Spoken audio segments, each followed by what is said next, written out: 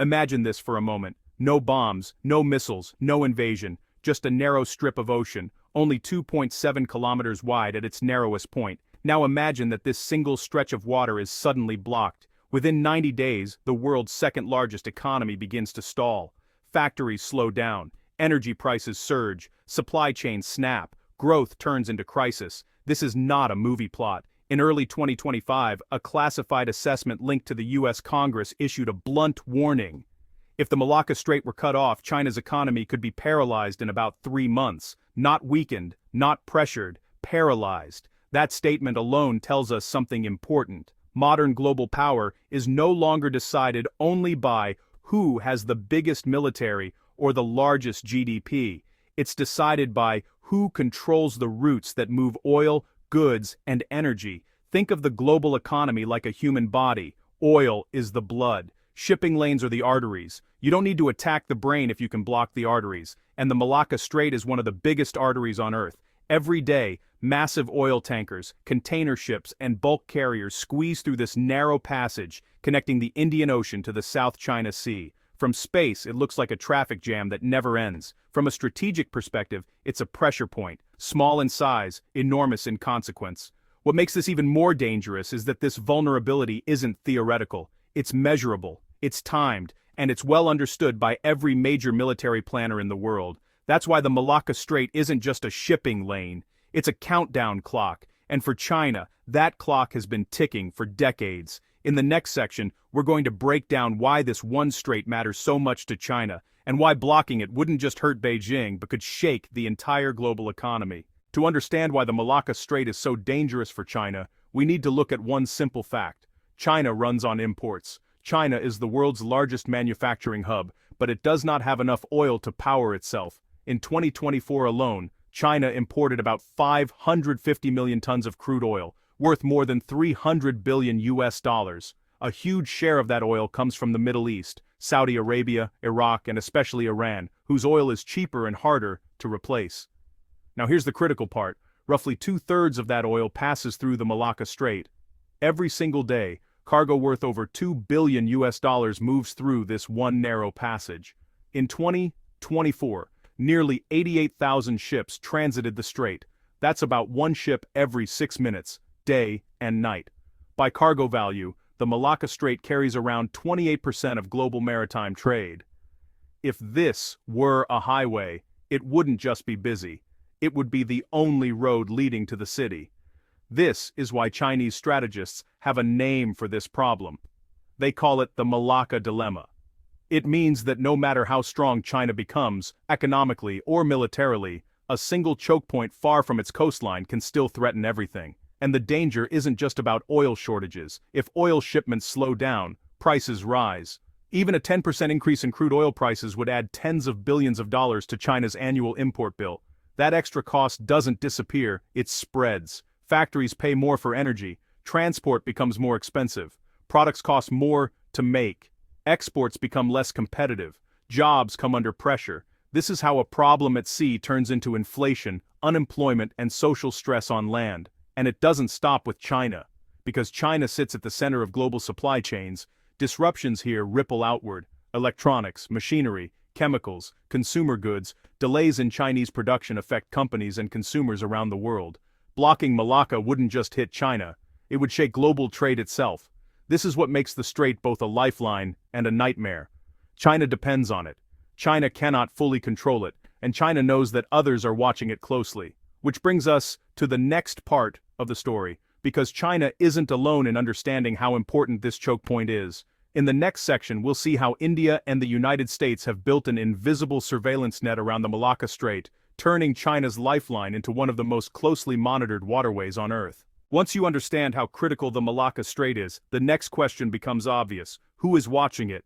The answer is, almost everyone who matters. Over the past decade, India and the United States have quietly built a dense surveillance and monitoring network around the Malacca Strait. This isn't about one base or one radar, it's about layers, air, sea, undersea, and space, all working together. Start with India's Andaman and Nicobar Islands. These islands sit like a natural gate at the western entrance of the Malacca Strait.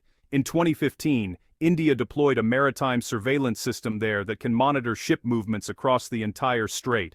Radar stations, signals intelligence, patrol aircraft and satellite data are all linked together. Every large vessel passing through leaves a digital footprint. Now add the United States. From Singapore, the U.S. 7th Fleet provides advanced intelligence support, undersea detection capabilities, and real-time data sharing. When Indian systems detect a ship, U.S. systems can often identify what it is, where it came from, and where it's going. For Chinese oil tankers and naval vessels, this means near continuous tracking. Think of it like a highway covered with cameras, license plate readers, and drones. Except this highway carries a nation's energy supply, and it doesn't stop at the surface. Under the water, submarine detection is the real game. India has been expanding its undersea warfare capabilities, and the centerpiece of that effort is INS Varsha, a high-security submarine base on India's east coast. This facility is designed with underground pens and concealed access routes, specifically for nuclear submarines. INS Varsha isn't just a base, it's a message. It signals India's intention to dominate the northern Indian Ocean, especially the Bay of Bengal.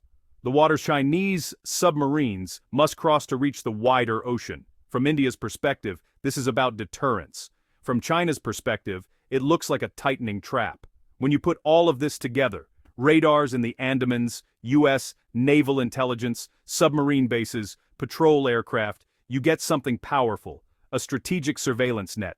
China's ships aren't just passing through the Malacca Strait, they're being observed, logged, analyzed, and planned around. This changes the balance of power, because a route that can be watched closely can also be controlled, pressured, or disrupted in a crisis, and China knows this. That's why Beijing has spent years searching for ways to escape this trap, looking inland, across mountains and deserts, through pipelines and railways. But as we'll see next, those alternatives come with hard limits. When a country realizes its main lifeline can be squeezed, the natural reaction is simple: find another route. China has been trying to do exactly that for years. One solution runs through Myanmar. Oil and gas pipelines stretch from the Bay of Bengal into China's southwest, allowing tankers to unload before reaching the Malacca Strait. Another route is the China-Pakistan Economic Corridor, linking western China to Pakistan's Gwadar port on the Arabian Sea. On a map, these projects look like escape routes, lines that bypass the choke point entirely. But here's the hard truth: maps can be misleading. In reality, these land routes handle less than 15% of the volume that normally flows through the Malacca Strait. Pipelines have fixed capacity, railways are expensive and slow, roads cannot move energy or bulk cargo at anything close to maritime scale. To put this in perspective, a single supertanker can carry over 2 million barrels of oil in one trip. Replacing that with trucks or trains would require tens of thousands of vehicles, moving non-stop across mountains and politically sensitive regions. And those regions matter. Myanmar faces internal instability. Pakistan's routes run through areas with security risks. Any disruption, political unrest, sabotage, sanctions, can instantly reduce throughput. These are not reliable substitutes for open sea lanes. This is why, despite massive investment, the Malacca Strait remains irreplaceable, and the consequences of disruption are severe. If oil shipments through Malacca were interrupted, even briefly, global markets would react instantly. Prices would spike. For China, a 10% rise in oil prices could mean over $30 billion in extra annual import costs. That's just the direct hit. The indirect impact is much larger. Higher energy costs ripple through steel, chemicals, electronics, shipping, and manufacturing. Entire industrial chains slow down. Output worth trillions of yuan comes under pressure. This is how a maritime problem becomes an economic shock. So by the early 2020s, China faced a strategic reality. It knew Malacca was a vulnerability, it knew land routes couldn't replace it, and it knew surveillance pressure was increasing. For years there was no decisive solution, until suddenly, there was. And it didn't come in the form of a new pipeline or railway, it came in the form of a port. In the next section, we'll look at the move almost no one expected, and why the opening of Ream naval base in Cambodia changed the entire equation. While most attention was focused on choke points, pipelines, and surveillance systems, China was working on something far quieter and far more strategic. That move was Ream naval base on the southern coast of Cambodia. At first glance, Ream doesn't look dramatic. It's not on Chinese territory. It wasn't announced as a foreign military base, there were no grand speeches or flags raised, and that's exactly why it mattered.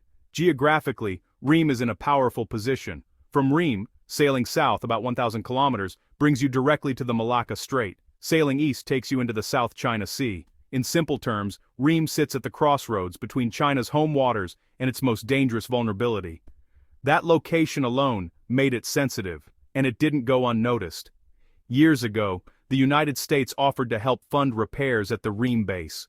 Cambodia declined. The reason was simple. Accepting that offer would likely turn the base into a de facto U.S. military foothold. Instead, Cambodia turned to China.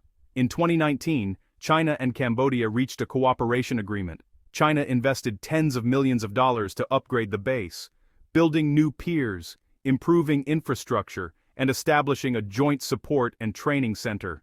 Then came the controversy. A leaked draft document appeared in Western media, claiming China had secured exclusive military access to parts of the base for 30 years. The reaction was immediate. Washington and its allies accused China of building a secret overseas base. Cambodia pushed back, insisting the base remained Cambodian-owned and open to friendly nations. What's important here isn't who was right or wrong, it's what the reaction revealed. Ream had hit a nerve. If the base were insignificant, no one would have cared. But the level of diplomatic pressure showed that Ream was seen as a strategic shift, not just a construction project. Then, in April, something decisive happened. The China-assisted Ream Joint Support and Training Center was officially inaugurated and put into operation. No dramatic announcement, no military parade, just a ribbon cutting and a quiet change in the strategic map. This was the turning point. While the world debated whether Malacca could be blocked, China had positioned itself close enough to respond, sustain forces, and operate continuously near the choke point. Ream wasn't about replacing Malacca. It was about changing who could act near it, and how fast. But a port is just concrete unless it can support real military power. So, in the next section we'll move from maps to mechanics and answer a crucial question. What does Ream actually allow the Chinese military to do? A port only matters if it can support real operations. So what did China and Cambodia actually build at Ream? The answer is, a full-spectrum naval support hub, not just a dock. At Ream Naval Base, the newly constructed Pier 1 stretches 650 meters in total, divided into 2 sections wide and strong enough to handle large surface combat ships. Pier 2 adds another 270 meters. Together, they can berth vessels as large as aircraft carriers and Type 075 amphibious assault ships, some of the biggest ships in the Chinese Navy. There's also a 5,000-ton dry dock, capable of servicing frigates and other medium-sized warships. That means repairs no longer require a long return trip to China. Add in helicopter landing pads, fuel storage, fresh water supply, power systems, medical facilities, radar, and command and control infrastructure, and Ream becomes something critical. A place where ships can stay, not just visit. Now, let's talk about time, because in military strategy, time is everything. Before Ream became operational, Chinese naval forces heading into the Indian Ocean usually departed from Hainan Island. From there, submarines and surface ships had to travel more than 3,000 kilometers, taking 5 to 7 days just to reach the Malacca Strait. With Ream, that changes dramatically. From this base, Chinese vessels can reach the entrance of the Malacca Strait in about 12 hours. Nuclear submarines can deploy faster, stay longer, and return for resupply without exposing long transit routes. To understand the impact, imagine emergency services. If a fire station is 3 hours away, the fire spreads. If it's 10 minutes away, the damage is contained. Ream turns China from a distant responder into a nearby presence. This also affects endurance. Chinese escort task forces operating in the Indian Ocean used to stay at sea for about 45 days. With Ream providing logistics and maintenance support, that figure has risen to around 90 days, while rotation cycles have shortened by nearly 40%. Fewer ships can now do the same job, saving hundreds of millions of yuan in operating costs each year. And the shift isn't theoretical. During the Golden Dragon joint exercise in spring 2025, a Chinese Type 071 amphibious landing ship made its first appearance at Ream. With a displacement close to 20,000 tons, its presence confirmed that the base can handle large, combat-ready vessels. This changes the regional balance. For comparison, an Indian aircraft carrier sailing from Kolkata typically needs about 5 days to reach interception positions near the Malacca Strait. With Ream, China's response time now beats that, turning a former disadvantage into an advantage. Ream doesn't announce power loudly, it compresses distance, and that quietly multiplies power. And when that reality set in, one country reacted faster than any other. In the next section, we'll look at how India responded, and why Ream triggered a wave of accelerated spending, military planning, and strategic anxiety. When military balances shift quietly, the strongest reactions often come not from speeches, but from budgets. After Ream became operational, India didn't issue dramatic public warnings. Instead, it did something more serious. It accelerated everything. By 2025, the Indian Navy projected that its submarine-related spending through 2035 would reach around $16 billion. A large share of that, nearly $10 billion, is tied to Project 75 Alpha, India's long-delayed plan to build nuclear-powered attack submarines. What's striking is the timing. In late 2024, India's Cabinet Committee on Security urgently approved a new package worth $4.2 to $5.3 billion. It included 2 nuclear-powered attack submarines and the purchase of 31 long-endurance unmanned aerial vehicles from the United States. Construction of the first submarine is now scheduled to begin in 2025, at least 3 years earlier than originally planned. This kind of acceleration doesn't happen without pressure. The numbers explain why. China currently operates around a dozen nuclear submarines, including attack submarines designed specifically for hunting other subs. India, by contrast, has 2 nuclear submarines, both focused on nuclear deterrence, not anti-submarine warfare. India has more conventional submarines, but many are aging Kilo-class boats built to older standards. Even looking ahead, the gap remains wide. By the mid-2030s, India may have 4 to 6 nuclear-powered attack submarines. China is expected to field nearly 20. This imbalance forces hard choices. To respond to Ream, India has had to shift naval forces westward, away from its eastern focus. That weakens India's posture in other areas, especially along its long-standing rivalry with Pakistan.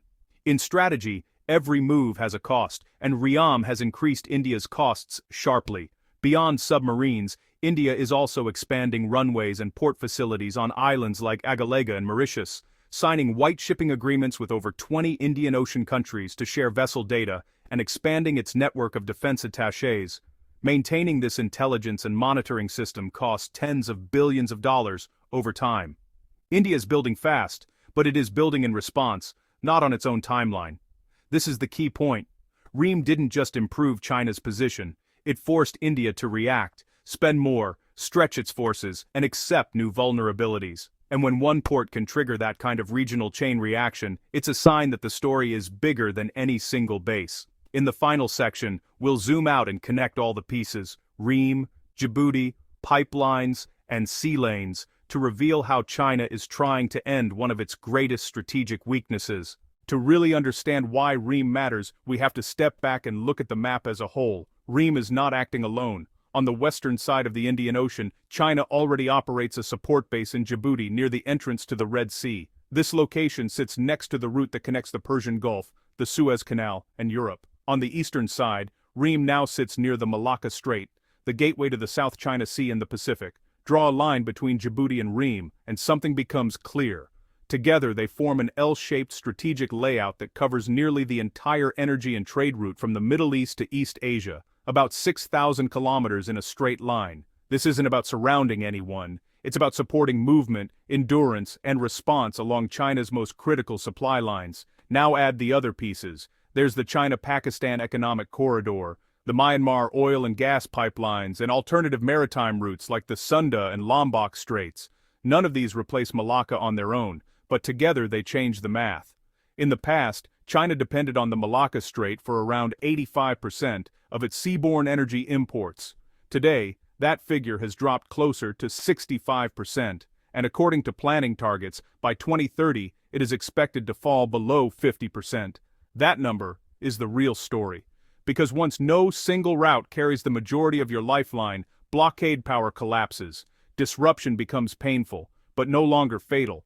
Pressure turns into inconvenience instead of paralysis. This is the shift China has been working toward for decades, from vulnerability to redundancy. Ream doesn't eliminate the Malacca dilemma, it dilutes it, and that's often how power changes in the real world, not through sudden victories but through quiet infrastructure that rewrites assumptions. So when we talk about Ream Naval Base, we're not really talking about a port in Cambodia. We're talking about how global power in the Indian Ocean is being reshaped, slowly, structurally, and mostly out of sight. If you want more deep, clear breakdowns like this, where geopolitics, economics, and strategy connect, subscribe to the channel, turn on notifications, and stay with us. Because the most important shifts in the world don't always happen with explosions. Sometimes they happen with concrete, cranes, and a map.